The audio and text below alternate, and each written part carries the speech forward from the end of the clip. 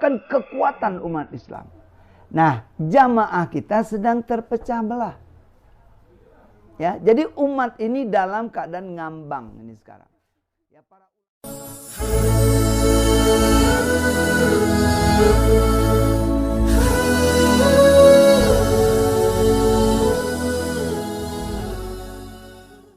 teman-teman, saudara-saudaraku sekalian senusantara, kita akan mulai bagaimana dan apa yang kita maksudkan pada hari ini kelanjutan dari membangun kembali generasi emas muslim.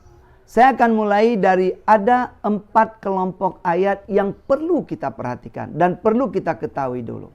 Teman-teman, sama kita ketahui kondisi yang ada, bukan hanya di Indonesia, tapi di seluruh dunia.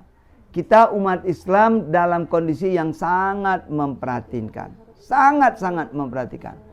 Ya, bayangkan saja, masjid itu tempat segala sesuatu bagi umat Islam. Sekarang kondisinya kita sedang dijauhkan dari masjid. Jamaah itu merupakan kekuatan umat Islam. Nah, jamaah kita sedang terpecah belah. Ya, jadi umat ini dalam keadaan ngambang ini sekarang. Ya, para ulama sendiri tidak banyak bicara. Ya, hanya memberikan nasihat-nasihat general. Tapi tidak menjurus pada suatu solusi yang real yang harus dilakukan. Sehingga umat ini lagi kocar-kacir. Ya. Segala macam hal pernak-pernik yang sedang terjadi ini tidak cukup waktu untuk kita tampilkan, untuk kita bicarakan di sini. Karena begitu banyak, kompleks sekali. Apalagi ini menyangkut politik internasional. Ya, tapi kita saat ini dalam posisi yang benar-benar dapat dikatakan memprihatinkan dengan kondisi-kondisi ini. Nah, apa yang harus kita lakukan? Teman-teman, sehari semalam 5 waktu kita minta sama Allah. Ihdinas siratal mustaqim. Ya Allah, beri kami petunjuk jalan yang lurus. Ini yang kita minta sama Allah. Terus menerus. Ya. Nah, coba kita lihat beberapa kelompok ayat ini merupakan langkah-langkah yang bisa kita dapatkan, petunjuk yang kita minta. Ya. Petunjuk yang kita minta, jalan yang lurus itu ada di beberapa kelompok ayat ini. Walaupun ada ayat-ayat tertentu yang menegaskan bagaimana mendapatkan petunjuk itu. Misalnya surat Yasin surat 36 ayat 61. Nah, ini satu di antara jalan untuk mendapat petunjuk.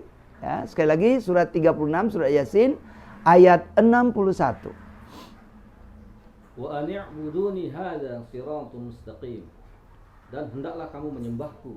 Inilah jalan yang lurus. Nah, hendaklah kamu menyembahku.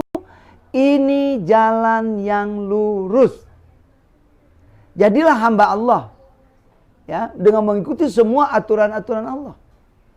Maka kita ada di jalan yang lurus. Mengikuti aturan-aturan Allah, Allah pertegas dalam surat 43, surat Az-Zukhruf, surat 43 di ayat 43. Ya, kita dengarkan, dibacakan. Fastamsik billadzi uhiya ilaik, innaka ala siratal mustaqim. Maka berpegang teguhlah kamu kepada agama yang telah diwahyukan kepadamu. Sesungguhnya kamu berada di atas jalan yang lurus. Berpegang teguhlah kamu kepada agama yang telah diwahyukan kepadamu. Kamu berada di jalan yang lurus. Jadi dengan berpegang teguh pada agama Allah ini. Nah, agama Allah ini semua aturan mainnya, ya peraturan, larangan, hukum semuanya itu ada di Al-Quran. Maka mengikuti agama Allah berarti berpegang teguh dan mengikuti Quran. Jalan yang lurus ada di sana. Dan Allah katakan Al-Quran itu sebagai jalannya Allah yang lurus. Ada di surat 6 ayat 153.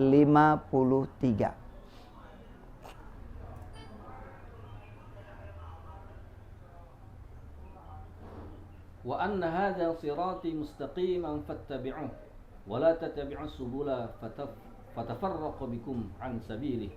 Dzalikum wassaakum bihi la'allakum tattaqun. Dan bahwa yang kami perintahkan ini adalah jalanku yang lurus. Maka ikutilah dia dan janganlah kamu mengikuti jalan-jalan yang lain, karena jalan-jalan itu mencerai-beraikan kamu dari jalannya. Yang demikian itu diperintahkan Allah kepadamu agar kamu bertakwa. Nah, Allah perintahkan kita ikuti Quran karena itulah jalan yang lurus.